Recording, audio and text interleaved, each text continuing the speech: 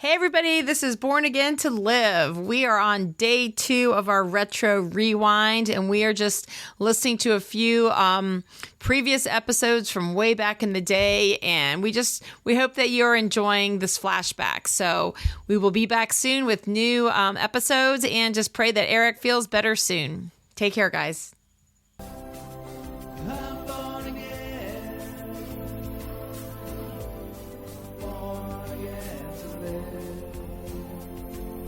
All right, we're back with our tea, and we're ready to talk about some fruits of the Spirit again. Just to update you and get you back on track, because last time was a while ago, here is Amy again with the Galatians 22-23 scripture. From chapter 5. It says, "But the fruit of the Spirit is love, joy, peace, forbearance, kindness, goodness, faithfulness, gentleness, and self-control. Against such things there is no law." And this is the NIV version, by the way. So last time we hit on a little bit on love, joy, peace, self-control, and faithfulness. Right. So I think we do ourselves a disservice if we don't mention the others. That's why we came back with a second episode, to just try to give you a little more understanding. So, Amy, what's forbearance? Ooh, forbearance, man, there's a whole lot wrapped up in that word. Some translations, that's why I mentioned NIV. A lot of the times that's usually what I read from.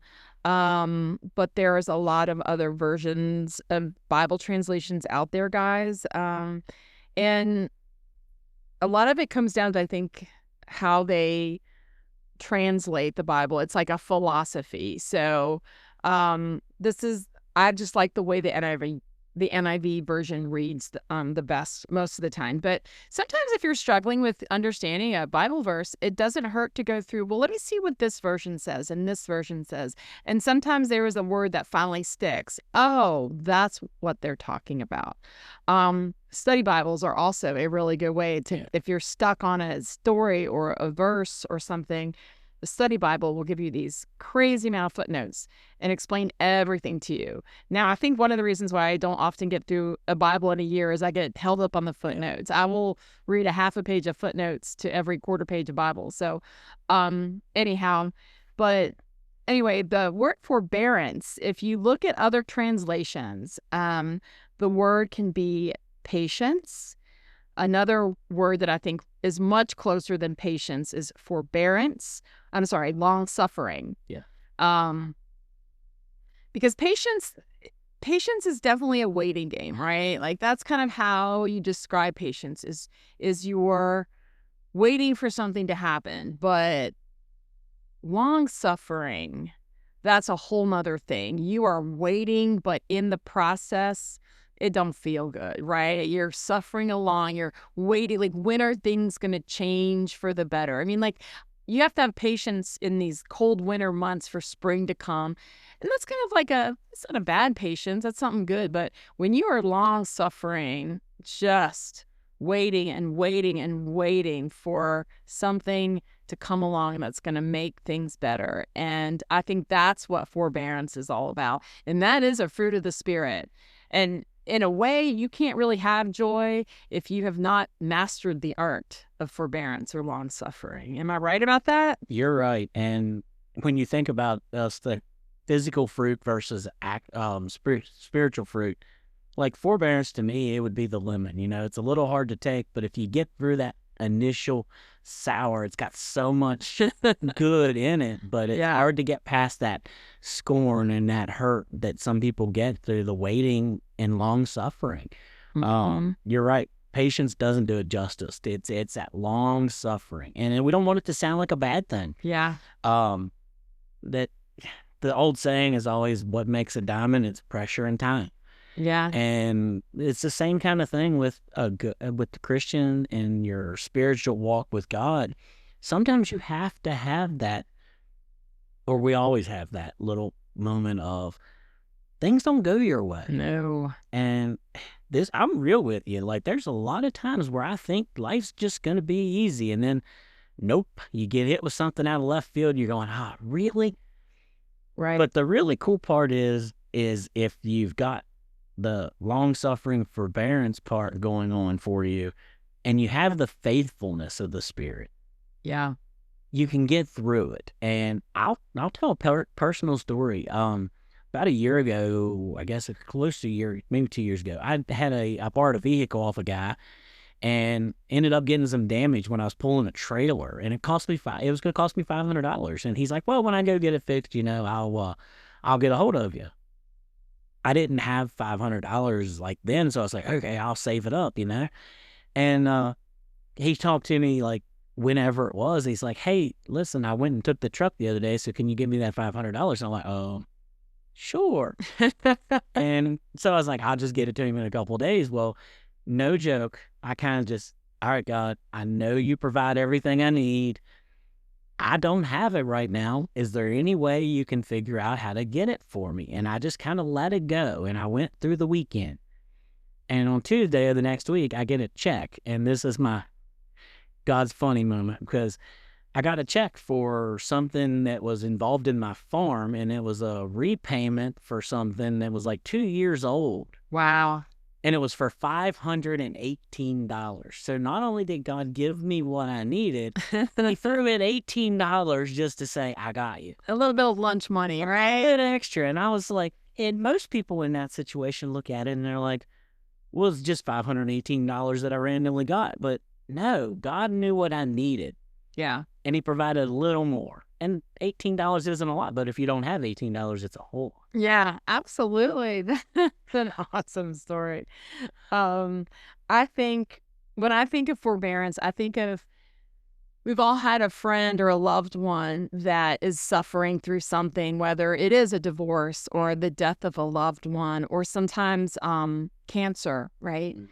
And they think, well, no, you don't spend time with me right now because, I'm not that fun person you remember. I'm not that ball of energy. Like I don't have a lot of good things to say right now. And to me, a good picture of what that forbearance looks like is you're just sitting there by their side, spending time with them, even though it's not the best of times, right? Like that's a picture of forbearance. And again, as we mentioned last time, joy is sometimes one of the easiest fruits of the Spirit to see because it just radiates from people. Whereas forbearance is just this quiet calmness. It's this, I'm just going to sit right here next to you. We don't have to be talking. We don't have to be doing anything, but kind of like you were saying with Jake the cat, just be there for that person. Yeah. And that can definitely be forbearance for a friend or even just for yourself if you're going through something like that. So just so the listeners have, my cat's name is Jake, and I've taught him to hug. So on days when I'm alone, my cat can give me a hug. So, all right, another one of the spirits is goodness.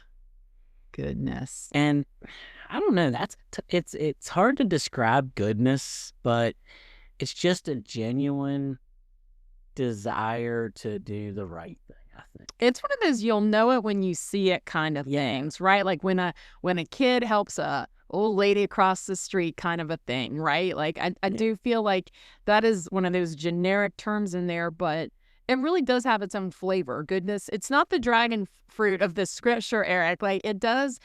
Goodness is, it's super hard to describe, but you do know it when you see it, right? Not long ago, we had a volleyball tournament with Big Blue, and towards the end of the tournament, there was a guy who was eliminated like a round and a half ago, or whatever. Mm-hmm. Anyways, he came over to the scores table where I was sitting, and he said, hey, do you have a trash bag so I can pick up the trash? Yeah. That's goodness. Right. That guy had no reason to be there other than his kids had already been eliminated. He was eliminated from the competition. He was just enjoying the competition. And then out of the kindness and goodness of his heart, he said, there's trash on the bleachers. I can pick that up so they don't have to. Yeah, that was awesome. And that just, I think that made us feel so good that like we were seen in that moment. We were, because I think moments like that volleyball tournament, there was so much going on, and every time there was a hiccup or there was we had a problem with our some of the lineups for the teams. We couldn't get the concession stand window open. We had a lot of hiccups. And I think as organizers of the event, we're too focused on what's going, a little bit of what's going wrong or what we need to fix. And you do feel like you're these invisible behind the show components. But here was this guy like saying, I see you guys. I see how hard you're working, how much, energy you're putting in to make this event great for me, for my kids, for everyone here. And that was his way of just honoring us and wanting to do his part. So, do you know that person's name? I do not know that. Well, to whoever he was, if he's listening, thank you for doing that. Yeah, that was amazing. It was just a genuine moment of goodness. Yeah. I think of those kind of things as that's goodness. There was no reward in it, but yeah. It. Yep. Can I go back to love then? Yeah. That's the first one.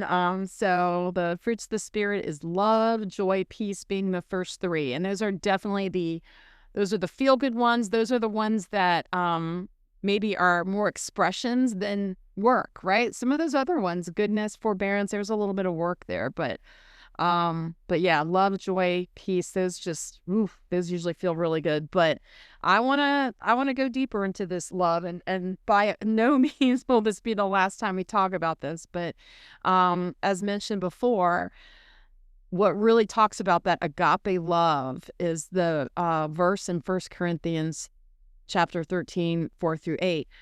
And guys, almost anyone that hasn't even set foot in a church has heard this because it's often read at weddings. And it's interesting because, yeah, this should be the love that a married couple exhibits, but this is the kind of love that we should all be exhibiting to everybody all the time. This is not exclusive to weddings. This is a humankind kind of thing. So it says, love is patient, love is kind. It does not envy. It does not boast. It is not proud. It does not dishonor others. It is not self-seeking. It is not easily angered. It keeps no records of wrongs. Love does not delight in evil, but rejoices with the truth. It always protects, always trusts, always hopes, always perseveres. And then I'm going to just stop with the beginning of 8. Love never fails. So that is what love means when we're talking about it in the fruit of the Spirit. And, that old expression, love, it's not a feeling, it's not emotion, it's a verb, right? When you love people, it is telling them the truth. It's sharing with them God's truth. It is steering them when they're going off course. I mean, I think you were just talking about this earlier, Eric, like a bud of yours might be a little bit mad at you, but it's him being one of your best friends, being like, hey, man, that wasn't cool, right? And so, yeah. And you're like, I get it. I'm like, all right, as long as you get it. Yeah. And to tie this back to something that was a long time ago we talked about in this podcast, when the religious leaders were pressuring Jesus and saying, what's the greatest commandment? Mm-hmm. And he said, love God, but then love the neighbor as yourself. Yeah.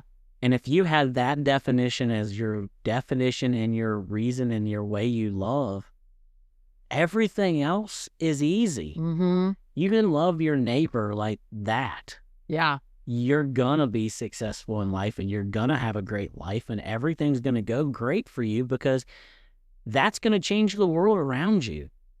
And when we ask the question in this podcast, what are you born again for? Right there's what you're born again for, to show the love of God, which is defined in that scripture, to everybody. It's not just who you pick, it's everybody. Oh my gosh, we could just have like 9 different episodes just on this scripture. We could just go verse by verse through how to really love the Christian way. And again, it has nothing to do with feelings. It has to do with what's truth. Yeah. And the one that I love out of that list was love does not boast. Oh, I know, right? Like, I love the whole list and everything in it, but love does not boast. Like, and when you think about just that, like, I don't want to get, this is a tangent again, but. For sure.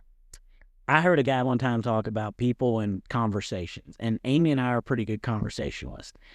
And most people, when they're having a conversation with somebody else, are listening to say something in return. Right. Yep. Real good conversation is when you listen and don't have any idea how to change the situation. You're just listening. Mm-hmm. And to me, that's not being boastful, because I'm not trying to one-up you. I'm not trying to, I'm going to come in and say, Amy, well, I do it right because I do it like this. No, you're going, that sucks, and I'm sorry for you. Yeah. Yeah. No, that's, we don't talk about that enough, I don't think. So, well, since this is a New Year Everyday podcast, maybe we'll make that one of our goals in the new year, is to not be boastful. But, all right. Well, I guess we're probably finishing up our discussion of the fruits of the Spirit for now. There is always more time to get back to that. And again, I go back to the whole thought of you'll know them by their fruit. So as a closure to this, if Amy can, I'm going to see if she will read that list again for us, just to get it fresh in your mind. But when you see someone out here or you meet someone, remember these spirit fruits, and you'll know them by their fruit. All right. This is once again Galatians chapter 5, verses 22 through 23. But the fruit of the Spirit is love, joy, peace, forbearance, kindness, goodness, faithfulness, gentleness, and self-control. Against such things there is no law. All right, listeners, have a great time, and we'll see you next time.